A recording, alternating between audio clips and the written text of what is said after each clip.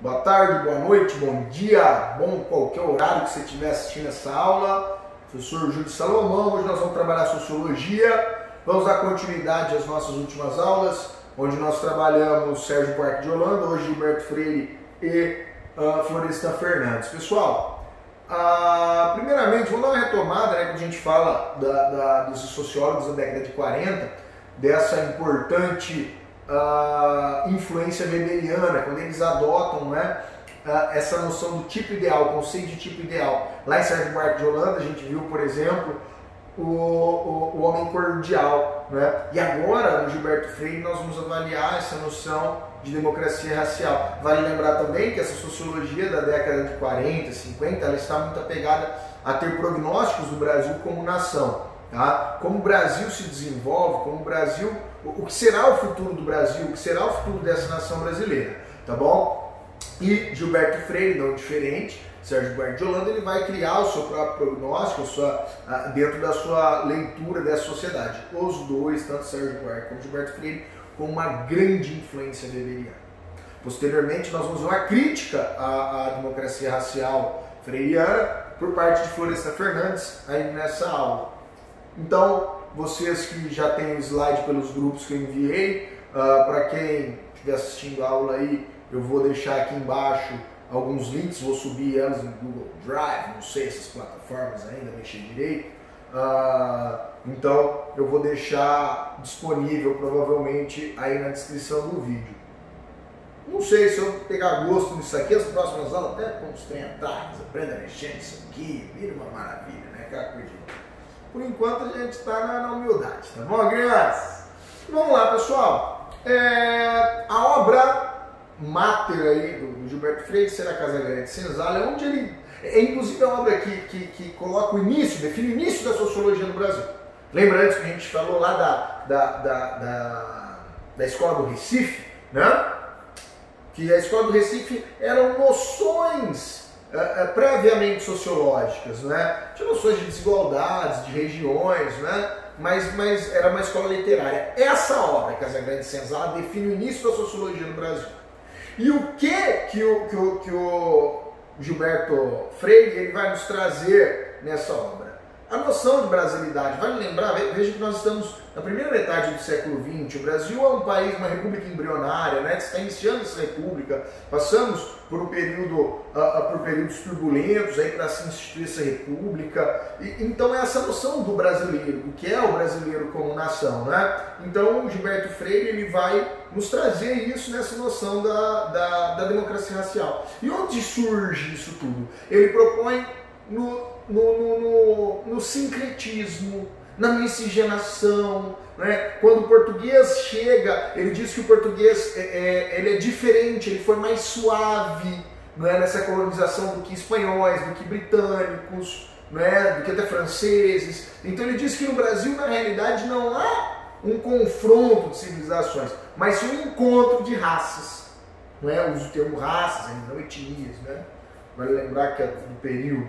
Então, ele propõe esse encontro pelo sincretismo. Não confunda sincretismo com sectarismo. Por favor. Sincretismo é essa fusão, né? Veja, por exemplo, as religiões brasileiras, né, que se misturam, características africanas, características europeias, e aí vira uma religião, essa religiosidade brasileira, né? A música brasileira, as vestimentas, né? Como o Brasil é um país muito mais de encontros culturais, um país muito mais diversificado quanto a essa cultura, né? Então ele vai propor isso, esse encontro de raças pela miscigenação, pelo sincretismo religioso, né, principalmente. Então nós vamos ter essa visão. Sectarismo é o quê? Grupos étnicos que não se aceitam, até se exterminam. Então não confunda sectarismo com sincretismo. No Brasil, sincretismo. Tá bom? Pessoal, então, encontro de raças, não choque de civilização. E ele vai evidenciar essa identidade cultural brasileira. É bem interessante porque ele fala até nas bandeiras, não é? Tinham índios, descendentes de índios, então eles foram usados e são fundamentais, né, na construção da cultura brasileira, a interiorização né, do território brasileiro. Então, vejam como eu tenho esse encontro de raças e não choque de civilizações. Os próximos slides, vejam que tem um aí, a democracia racial no Brasil. Eu gosto muito de ler esse trecho em aula, porque ele evidencia muito bem essa visão freiriana, tá? Os portugueses, abre aspas, os portugueses, além de menos ardentes na ortodoxia que os espanhóis, né, que exterminaram mesmo na bala, eu tô batendo tudo aqui, na bala, né, os incas aqui, e menos estritos que os ingleses nos preconceitos de cor e de moral cristã, vieram defrontar-se na América com uma das populações mais rasteiras do continente. Olha como ele falou, uma das populações mais rasteiras, né, rasas, incipientes brasileira, né, indígena brasileira.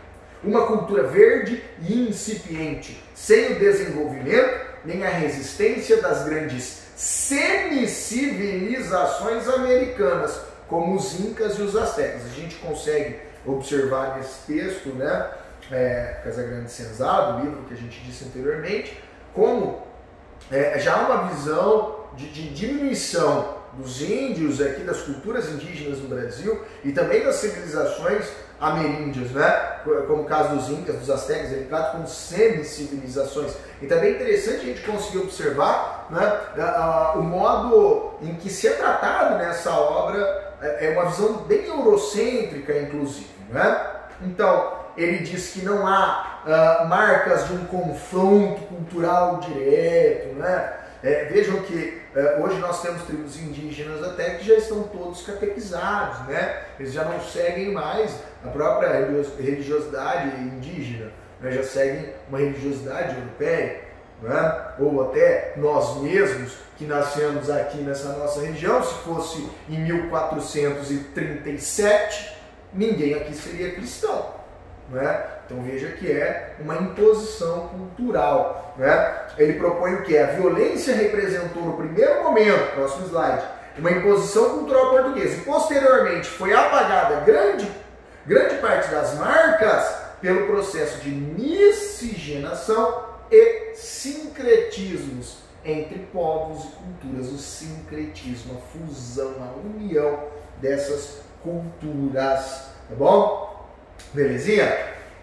Obviamente, pessoal, tem até uma entrevista do Gilberto Freire, não me recordo se foi para Veja, para Folha, Estadão, na década de 80, e ela está até numa das questões de vestibular, onde ele é questionado: professor, nós não chegamos à democracia racial, né, que o senhor propunha, nós vamos falar agora sobre o que é essa democracia racial, o que o senhor tem a dizer? Vejam, a noção de democracia racial, ela está ligada aqui pelo sincretismo, pela mistura, pela miscigenação. O Brasil hoje é desigual, ele propõe na década de 50. O Brasil hoje é desigual. Entretanto, né, entre grupos étnicos, ele vai chegar em um momento em que isso vai ser resolvido pelo próprio tempo, pelo sincretismo, pela miscigenação, pela formação da família brasileira. Primeiro contato do indivíduo com a sociedade é a família. Se a família é miscigenada, esses traços culturais de desigualdade serão apagados com o futuro. Então essa é a noção de democracia racial. Então aí o professor Gilberto Freire propõe que ele diz, realmente há alguns problemas dentro dessa noção de chegar à democracia racial, mas ainda vamos chegar, só está mais lento do que eu esperava, tal, blá, blá. Então é bem interessante a gente conseguir, não é, avaliar inclusive as críticas à democracia racial, tá bom? E por quê? Isso é fundamental para nós compreendermos o Brasil atual. Nós vamos observar, por exemplo, nas próximas décadas, a crítica feita por Florestan Fernandes a ele. Por quê? Na realidade, nós tivemos confrontos, nós tivemos a anulação das culturas no Brasil, né? Ameríndias, da cultura africana, não é suprimida até hoje. Vamos pensar, nós a termos pejorativos aí as culturas africanas, não é? quando se fala sobre oferendas, como se refere a essas oferendas, chutar oferendas, não é? Isso é um termo comum que nós utilizamos até hoje. Mas paremos para pensar, será que se alguém falar, vou chutar uma figura sagrada da sua religião, você não iria se ofender? Então por que nós tratamos assim a religião do outro? Né? Então ainda há marcas deste confronto, dessa imposição cultural. Pense nisso, isso é uma maneira bem interessante de nós avaliarmos as nossas posturas e também de responder uma questão de vestibular, né, galera? Vai lembrar que a UEM e a UEL gostam muito de colocar questões assim, de sociologia brasileira, comparando aí Gilberto Freire e Florestan Fernandes. Então, isso é bem legal, tá bom? Vamos agora, né, dentro dessas críticas alinhadas ao marxismo, a visão de Florestan Fernandes é uma visão marxista, tá? O Florestan, ele que é o sociólogo posterior, ele traz um revisionismo sobre o Gilberto Freire, sobre o Sérgio Buarque de Holanda, nós vamos falar já em seguida, tá?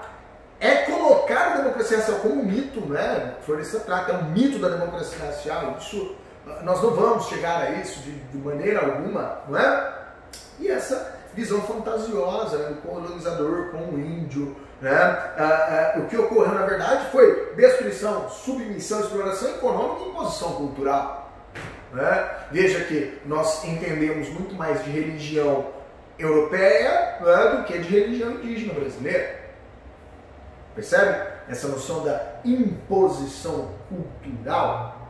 Então, pessoalzinho maravilhoso, vamos lá agora para o slide do Florestan Fernandes. Antes seria já outra aula, se for continuidade, vamos gravar tudo junto. Florestan Fernandes, galera, ele é um antropólogo, sociólogo, está dentro das ciências políticas, discute sobre economia, então ele é um estudioso das humanidades aí bem completo, tá? Ele vai para nós nesse instante ser importante para a gente avaliar as críticas dele, a democracia racial, a sociologia freiriana, tá bom? E ele vai tratar principalmente da exclusão do negro na sociedade de classes. Então o que ele vai fazer? O que ele vai destrinchar em suas obras? Vale lembrar que ele já está pós-urbanização. Ele já pega o processo de urbanização brasileira se consolidando, principalmente na cidade de São Paulo, tá? E aí ele vai usar São Paulo, avaliar São Paulo como esse centro especialmente burguês, como essa cidade se espacializa, né, de acordo com as desigualdades sociais, a desigualdade de classes, né? Porque há regiões, vamos refletir agora, vamos caminhar lá para a geografia, fazer uma interdisciplinaridade aqui, né? Por que há regiões em São Paulo em que eu tenho bairros onde não há um homicídio por ano e há bairros onde há centenas de homicídios por ano? Então, como São Paulo se espacializou dessa maneira? Então, ele diz que isso vem deste capitalismo, né, burguês. Né? Burguesia, vamos lembrar lá em Marx, donos dos meios de produção burgueses, proletário é o que vende sua força de trabalho, pois não tem o meio de produção para explorar mais valia do outro. Então, sociedade é um centro especialmente burguês. Rápidas transformações na cidade, uma mentalidade mercantil, liberal, individualista, de natureza excludente, que visa o progresso material. Olha que interessante, vamos pegar, o Enem adora pôr musiquinha, letra de música. Olha que interessante, quando a gente avalia, por exemplo, manifestações musicais aí, populares, né, periféricas, em São Paulo e no Rio de Janeiro, avalia o funk carioca e o funk paulistano. O funk carioca mais ligado à questão sexual até, e o funk paulistano muito mais ligado a essa noção de progresso material. Não é? Quando a MC Guimê manda contando os plaquês de 100 dentro de um Citroën. Meu bem. Então isso é essa noção de progresso material. Poxa, meu, tô falando de Florestan Fernandes lá na segunda metade do século XX e eu consigo ver Florestan Fernandes no MC Guimê. Olha que maravilha, velho! Então, galerinha, vamos voltar aqui. Olha que interessante isso. A gente pode até relacionar essas visões. E ele fala da imobilidade social colocada a negros e mulatos pela vinda de imigrantes. Veja bem, vamos pensar rapidamente sobre ciclos econômicos brasileiros. Vamos pensar no início com o pau-brasil, o índio tenta se escravizar o índio, né? não se consegue, não é porque, olha nossa visão, o índio não gosta de trabalhar, não é por isso, é porque o índio fugia, o índio conhecia bem a terra onde ele vivia. Então vamos trazer, pessoas de sociedades tribais de outra região e vamos misturar eles aqui para eles não conseguirem nem se comunicar e a gente escraviza eles, com uma expectativa de vida de nem 30 anos, esses escravos. Então vamos lá, eu tenho o ciclo da cana, eu tenho o ciclo do ouro, eu tenho o ciclo do café. A partir do ciclo do café no Brasil, eu já trago imigrantes que tentaram também escravizados e não conseguiram, escravidão por dívida, lembram disso? O italiano, a mão de obra imigrante italiana é usada no café. Eu tenho a abolição da escravidão nesse período. Onde o negro vai se inserir na sociedade de classes? O negro não possui o meio de produção. Ele não possui nem a possibilidade de vender a sua força de trabalho. E quem está vendendo a sua força de trabalho no café é o italiano. Próximo ciclo, a indústria. Descendentes de italianos vão trabalhar na indústria, italianos de uma nova leva. Vem japoneses para cá, se situam no cinturão verde de São Paulo, produzindo hortifruti. Aqui a nossa região de São José do Rio Preto, onde temos uma grande vinda de sírio-libaneses, árabes, eles já vêm trabalhar nos comércios locais. Eu mesmo sou de descendência árabe, síria. Então, todos que aqui vieram tiveram uma posição vantajosa. Enquanto os afrodescendentes que aqui estavam já bem antes são deixados à margem, à periferia, as regiões mais distantes. As regiões centrais, mais valorizadas, em torno da região central, não. Agora vá à periferia, as regiões limítrofes, Então eles ficam às margens da sociedade. Eu gostaria de ler para vocês